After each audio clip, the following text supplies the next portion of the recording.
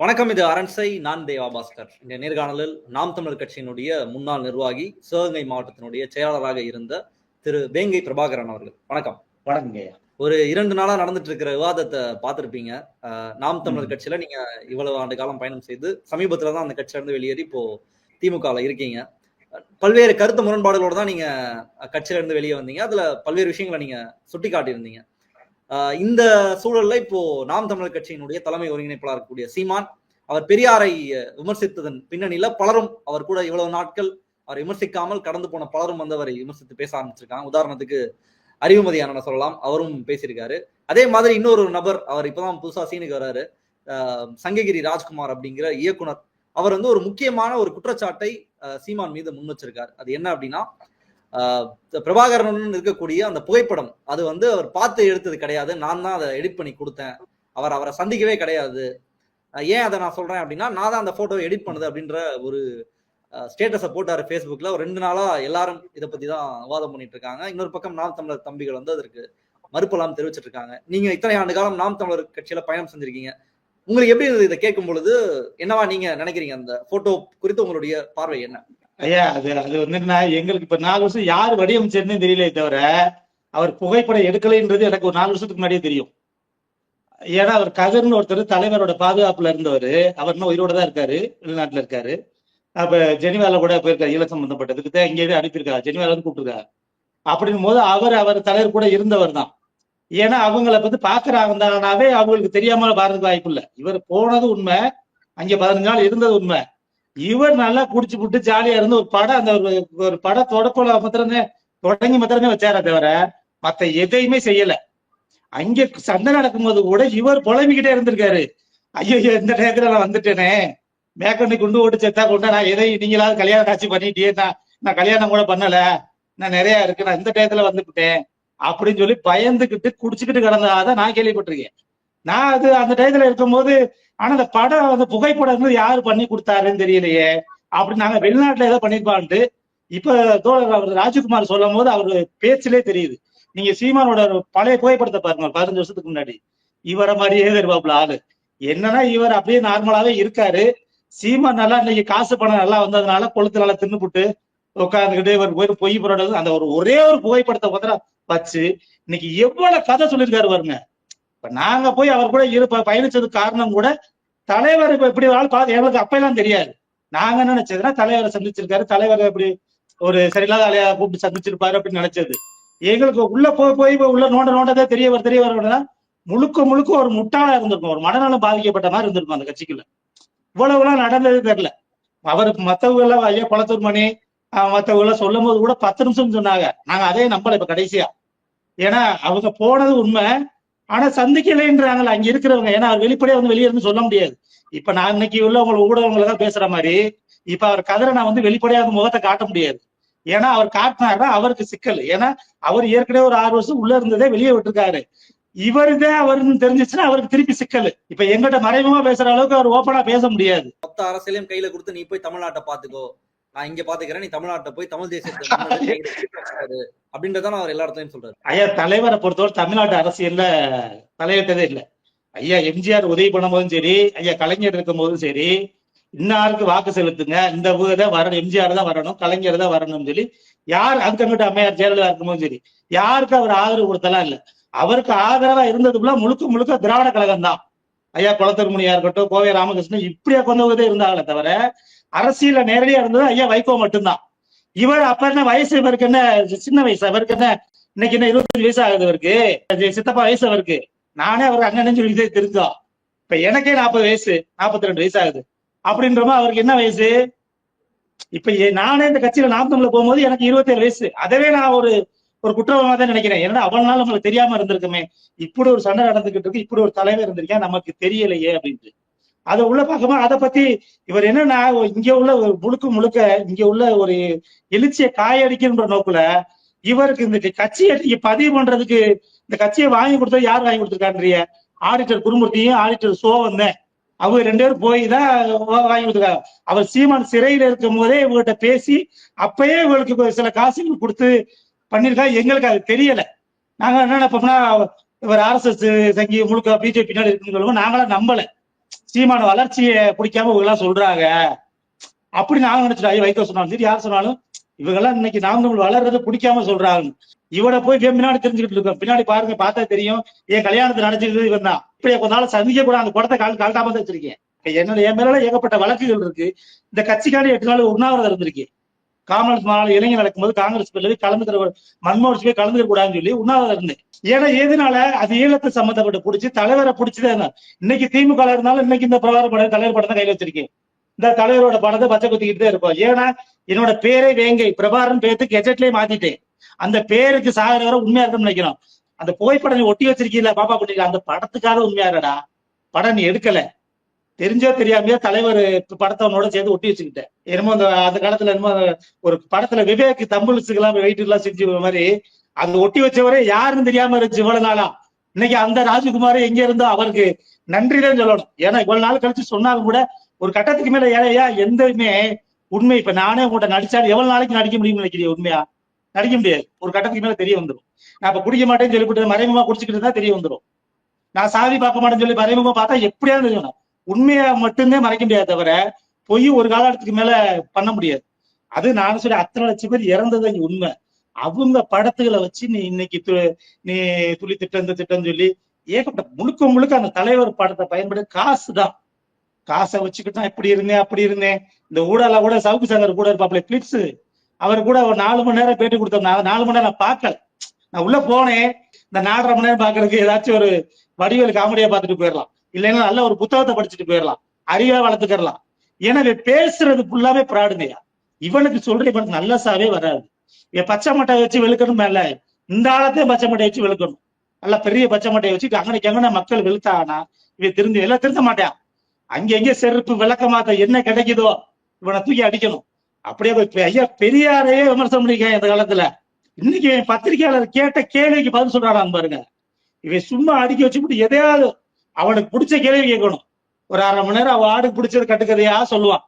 அந்த இளைஞர்கள் எல்லாம் சண்டை போடுறாங்க. நீங்க சங்ககிரி ராஜ்குமார் போய் பேசுறாரு, அவர் பார்த்தான்னு சொல்லி நிறைய புகைப்படங்களை வெளியிடுறாங்க. அவர் பக்கத்துல நிக்கிற மாதிரி, தூரத்துல நிக்கிற மாதிரி, ஒரு 4-5 போட்டோ அவர் கூட தலைவர் கூட இருக்கிற மாதிரியான புகைப்படங்கள்லாம் வெளியிட்டு.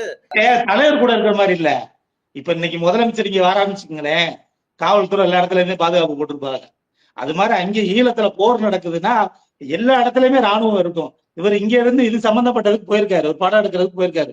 அவங்களோட ஒரு 15 வயசுல ஒரு ஆளு இங்க கொடுங்க, நான் ஒரு துப்பாக்கி வாங்கி ஒரு போட்டோ எடுத்துக்கிறேன்னு யாரு கொடுக்கதே செய்வார். அது அந்த படமே உண்மையான்னு தெரியல. ஏன்னா நீங்க தலைவரை சந்திச்சதே பொய்ன்னு வரும்போது அவர் என்ன பண்ணிருக்காரு, இப்ப என்ன பண்ணாரு, என்ன பண்ணிருக்காரு, போட்டா வாங்கி அவர் சினிமா இயக்குனருங்கய்யா. நீ நடிகரை காட்டி இயக்குனருக்கு நல்லா நடிக்க தெரியும். நான் நல்லா சொல்றேன், சீமான் ஒரு மேடை நடிகர்.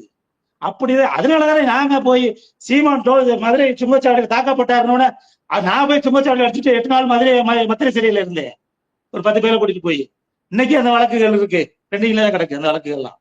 தம்பிங்க ஒத்துக்க மாட்டாங்களே இது பொய், அப்படி இல்ல அண்ணன் பார்த்துட்டு தான் வந்திருக்காரு அப்படின்றாங்களே. தலைவர் பிரபாகரனே அவர் இல்ல உயிரோட, அவரே உயிரோட சொன்னாலும் நம்ப மாட்டாங்க.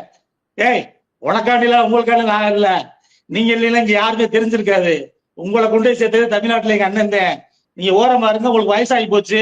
ஏன்னா இவர்தான் சொல்றாரு, தலைவர்கிட்ட நானே சொன்னேன் உடம்பு கணக்குருச்சு, நீங்க உடற்பயிற்சி பண்ணணும், நீங்க சில இடத்துல புனியும் அப்படின்னு முழுக்க பேசுறது பொய்ன்றது எல்லாத்துக்கும் தெரியும்.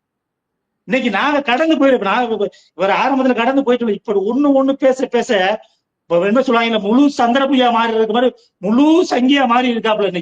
இன்னைக்கு அவருக்கு ஆதரவு வாரதுல யாராரு, கச்ராஜா, ஆட்டுக்குட்டி அண்ணாமலை பெரியார பத்தி வந்தா சாயந்தரம் எடுத்துட்டு வரோம்னாப்ல. அதுக்குள்ளது நான் எடுத்து எனக்கு ஆதாரம் இருக்கு. என்னைக்கு சாயந்தரம் சொல்லல, அவரு சாயந்தரம் சொன்னாரு.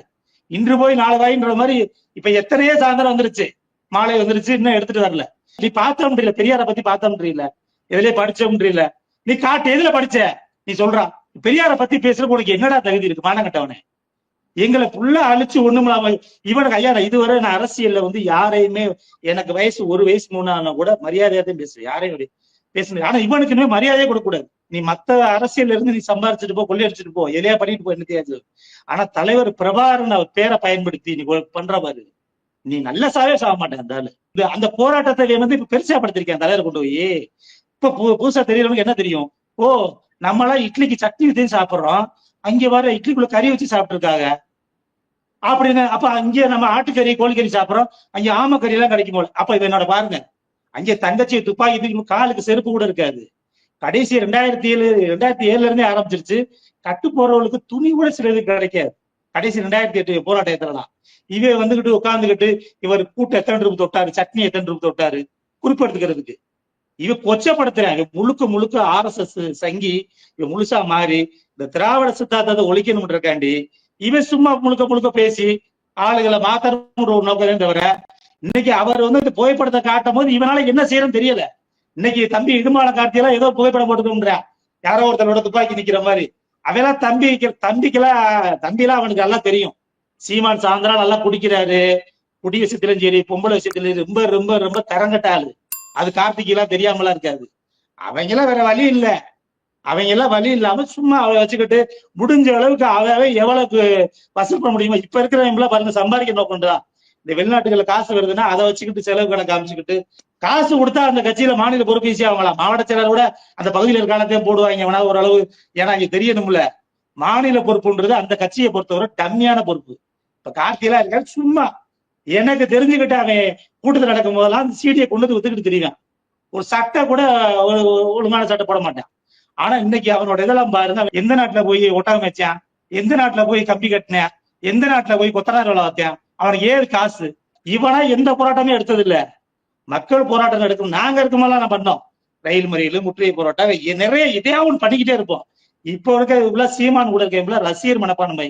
இன்னைக்கு விஜய் அஜித்துக்கு எப்படி ரசிகர்கள் இருப்பாங்க இல்ல, அது மாதிரி பின்னாடி வந்து கருத்துக்கள் போடுவாங்க, இந்த பதிலையும் போடுவாங்க, நீங்க எல்லாம் போடு நாடே. ஆனா இன்னைக்கு போடுறவங்க இன்னும் 5 வருஷம் வச்சிருப்பாங்களான்னு கேள்விக்குறிதான். நீங்க சொல்லும் பொழுது ரசிக மனப்பான்மையில இருக்காங்கன்றீங்க. இந்த இந்த இந்த மென்டாலிட்டி நீங்க எப்படி பாக்குறீங்க? பிரபாகரனே வந்து சொன்னாலும் அவங்க ஒத்துக்க மாட்டாங்கன்றத ஒண்ணு சொல்றீங்க. இன்னொன்னு, பிரபாகரனை கொண்டு போய் சேர்த்தது எங்க அண்ணன் தான், மத்தவங்க யாரும் அவரை கொண்டு போய் சேர்க்கல, பாக்கலனே கூட வச்சுக்கலாம், கொண்டு போய் சேர்த்தது அவரு தானே, அதுக்கு என்ன பண்ணலாம் இப்போ அப்படின்ற கேள்வி. இல்ல அது உண்மைதான். ஏன்னா அதுக்கு முன்னாடி வந்து என்னன்னா தலைவர் அங்கே வந்து கடுமையான இருப்பாரு, சரியா இருப்பாரு தலைவருக்கு அப்படின்னு கொண்டு சேர்த்தாங்க. இன்னைக்கு இருக்க திராவிட இயக்கங்கள்லாம் தலைவர் எப்படின்னா ஈழ போராட்டத்துல ரொம்ப கஷ்டப்பட்டு தூக்கமும் கொள்ளாம என்ன கிடைக்கிறத சாப்பிட்டுக்கிட்டு இந்த இனத்துக்காண்டி போராடினாங்கன்ட்டு. ஆனா சீமானு கொண்டு எப்படி சேர்த்தாருன்னா அங்க அப்படிலாம் இல்ல, இட்லியில கறி வச்சு சாப்பிட்டாங்க. நான் சொன்னதுதான், இட்லியில கறி வச்சு சாப்பிட்டாங்க, ஆம கறி கிடைக்கும். எனக்கே பாருங்க, நான் ஒரு ஒண்ணும் இல்லாத வெறும்பைய இப்ப சீமான் அங்கே போகும்போது என்ன பெரிய ரஜினிகாந்தா கமலஹாசனா, அவரு அப்படியே கொஞ்சம் நடிகர் போயிட்டா கூட, ஒரு இளையராஜா போயிட்டா கூட எல்லாத்துக்கும் தெரியும். சீமான யாருக்குங்க தெரியும், யாருக்கு தெரியும்? அப்புறம் தம்பின்னு ஒரு படம், மத்த எல்லா படமும் தோல்வியான படம் தான். என்ன படம் எடுத்தார், மணிவண்ணன் கூட இருந்தாப்புல. இங்க போகும்போது அண்ணன் தனியரசிட்ட கெஞ்சிக்க இளையதுலயே போயிருக்காப்புல. அந்த 15 வயசுல வேற பேரே இல்லைங்க. இவர் என்னையால இணைச்சு விடுங்க, அவர் தோல்வியான ஒரு யாராவது டைரக்டர் கேட்டிருக்கா, ஏதோ சும்மா ஒரு சின்ன இதை எடுக்கிறதுக்கு. எங்கிட்ட ஒரு படம் இப்பதே ஒரு படம் வந்து வெற்றி தமிழ் ஒரு படம் எடுத்திருக்காப்புல, அவரே அனுப்புறோம். அவரை இங்க வாரதுக்கு எவ்வளவு கெஞ்சிராப்புல, ஒரு ட்ரிப் வரட்டும் அப்படின்னு சொல்லிதான் அனுப்பி விட்டுருக்காங்க. இவர் என்னமோ இவர் கூடயே இருந்து கண்காணிச்சு எங்கிட்ட சொன்னது, தம்பி என்னைய கண்காணிக்கிறதுக்கு வீட்டுல உழவு தர மாதிரி ஒரு 6 மாசம் ஒரு ஆள் சமைச்சுக்கிட்டே இருந்துச்சான். இவர் எப்படி போட்டாலும் இவன்ட்டெல்லாம் எப்படி நம்பி வர்க்கான்னு தெரியல. நாங்க நல்ல வேலை, எங்களுக்கு என்னமோ சாவ முறைச்சன மாதிரி எப்படியே தப்பிச்ச பொழிச்சு வெளியே வந்துட்டோம். இல்லைன்னா அந்த கட்சிக்குள்ள இருந்தோம்னா மனநலம் பாதிக்கப்படும். எப்படி? ஏன்னா ஆகமத்துல இப்பதே ரொம்ப மாறிட்டேன். நாங்க இருக்கும் போதுல அவ்வளவுலாம் இல்ல. நாங்க இருக்கும் போதுல ரொம்ப, நானா கூட பாருங்க நெத்திய சந்தனம் வச்சிருக்கேன், இவன்ட்ட போகும்போது கூட சந்தன போட்டெல்லாம் அழிச்சுக்கிட்டு போவாங்க. அண்ணனுக்கு பிடிக்காது, சாயம் விட்டா பிடிக்காது.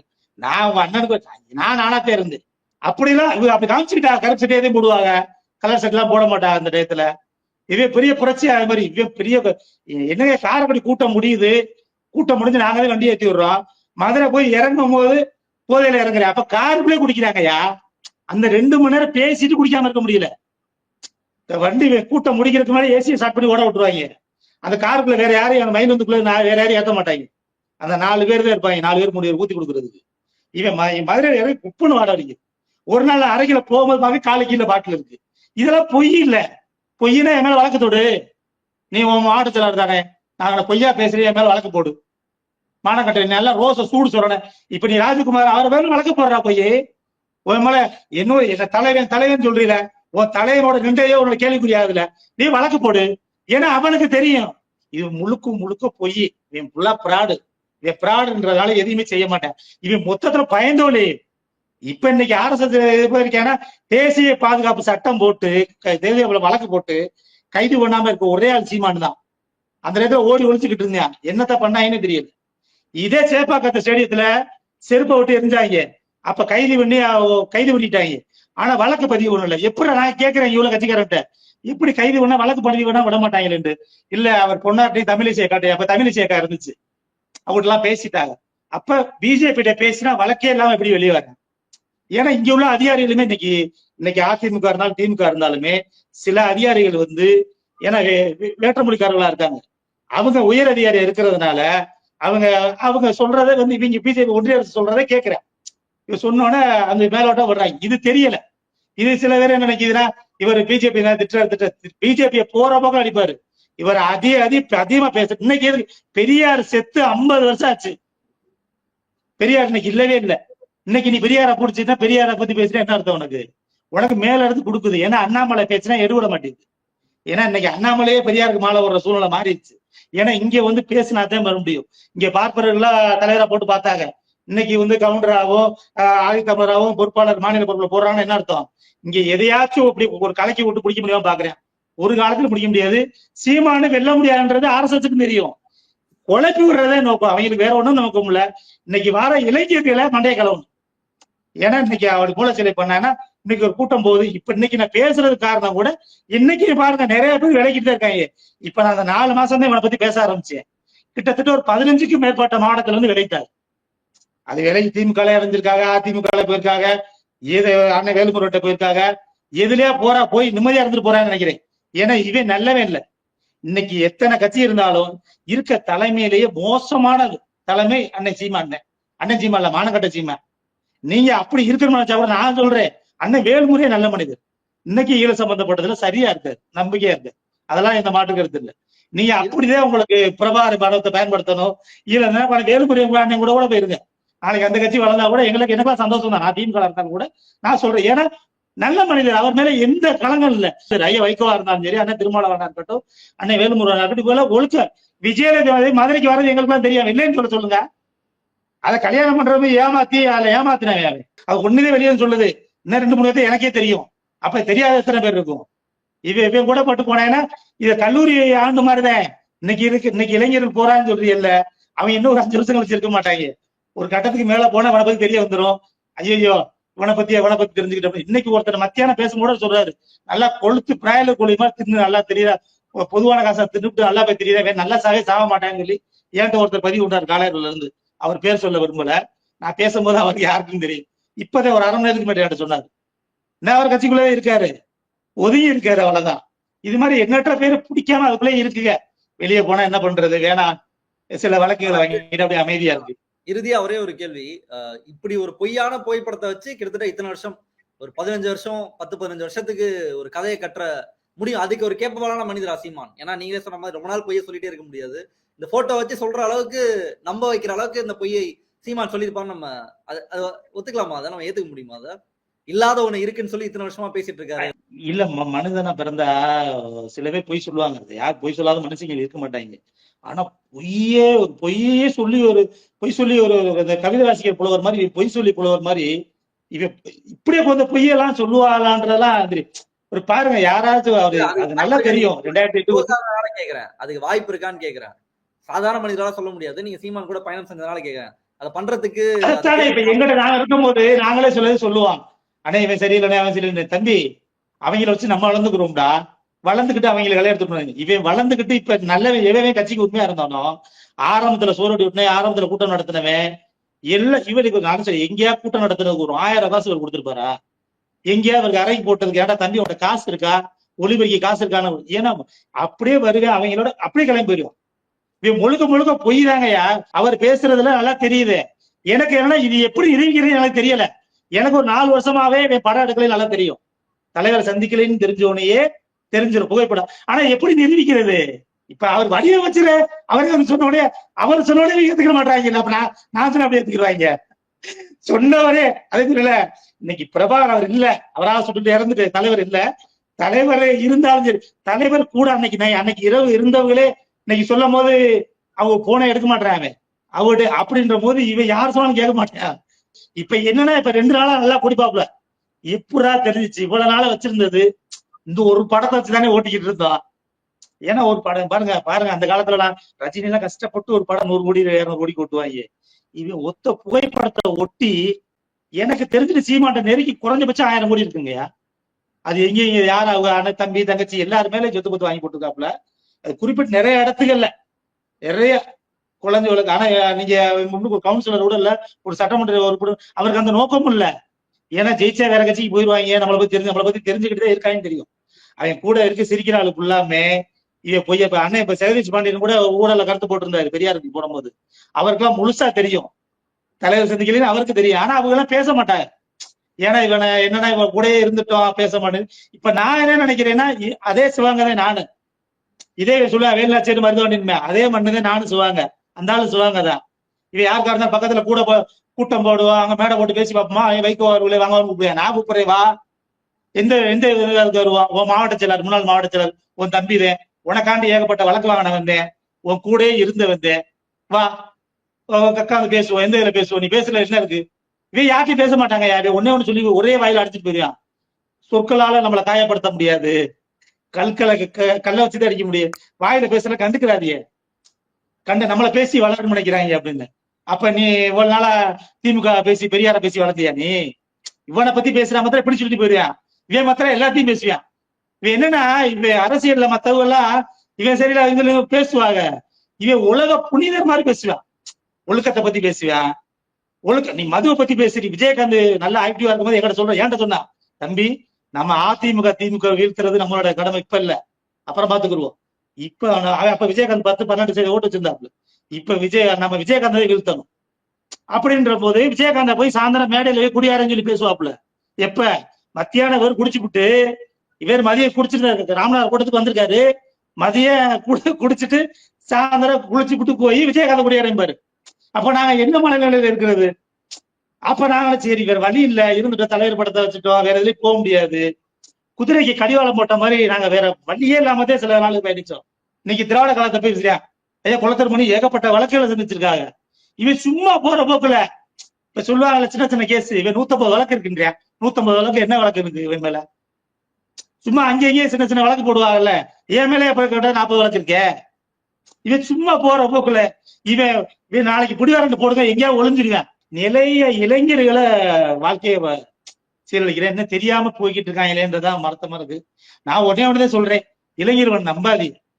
இது இப்ப நீங்க நிலம் நம்பி இன்னைக்கு சொல்றது இல்லைனாலும் இதே காணொலி இன்னும் கொஞ்ச நாள் வச்சு பாருங்க, உங்களுக்கு தெரிய வரும். இல்லைன்னா இது மத்திய கடைசி கட்டத்துல இருக்க தெரியாதுங்கய்யா. ஓரளவு மாவட்ட செயலாளர் தொகுதி செயலாளர் தெரியும். இப்ப அதனாலதே ஒரு தொகுதியை எவனாவது இழிச்சா அப்ப தொகுதிக்கு ஒரு மாவட்ட செயலாளர் போடுவானா? ஏன்னா இப்ப நாங்களா இப்ப முன்னாள் மாவட்ட செயலர் நாங்களா 2 தொகுதி இருந்துச்சு, சிவகங்கை தொகுதி மானாமரம் தொகுதி. இப்ப நம்ம கிட்டத்தட்ட 6 ஒன்றிய செயலாளர் கூட இருக்கேன். எல்லாம் விலை வேற மாற்று கட்சியில போறோம்ல, இப்படி அதிகாரத்தை இடத்துல போயிடுறாங்க. இன்னுமே மாவட்ட செயலாளர் டம்மியா இருக்கணும் அப்படின்றக்காண்டி சும்மா மாத்திக்கிட்டு இவன் அதிகாரத்துக்குலாம் வெல்லணும்ன்ற நோக்கம்லாம் இல்ல. இன்னுமே நான் சொல்றேன், அதிமுக திமுக நான்லாம் பொதுல சொல்றேன், சீமா நிக்கிற இடத்துல யாராவது முன்னாள் அமைச்சர்களை போடுங்கன்றேன். இவன் ஓட்டு 40-50 ஓட்டு வாங்க மாட்டேன். இவனை நல்லமே சரியான வேட்பாளர்களை போடுங்க. இவனை சரியான அதிமுக திமுக யாரா இருந்தாலும் சொல்றானே, இவனை சரியான வேட்பாளரை போட்டியனா இவன் 10,000 ஓட்டு வாங்க மாட்டான். இல்ல என்னைய மறாலும் போடுங்க, சீமானை ஏத்தி என்னைய நிப்பாட்டுங்க. நான் ஒரு கட்சிக்குள்ள இருக்கனால இல்ல நானே சுயேட்சையா நின்றுவேன். இப்ப காசு பணம் ஏன்ட்ட இருந்துச்சுன்னா நானே சுயேட்சையா நிப்பாட்டி சீமானோட ஓட்டு கூட வாங்கிடுவேன். எங்களோட வாழ்க்கையில நிறைய மன உளைச்சல் இருக்கு, படுத்தா தூக்கம் வர மாட்டேங்குது, இவன் பின்னாடி தெரிஞ்சுட்டோமே அப்படின்னு ரொம்ப மனசு ரொம்ப வலிக்குது. இப்போ உங்களோட பேசாமலாம் சிரிச்சுக்கிட்டு பேசுறேன், ரொம்ப மனசு இவனை பத்தி பேசவும் நானும் நினைச்சே பார்க்கல. ஏன்னா செத்தா கூட என் மேல போத்துற கொடி புலிக்கொடியா இருக்குன்னு அவன்கிட்ட சொன்னேன்.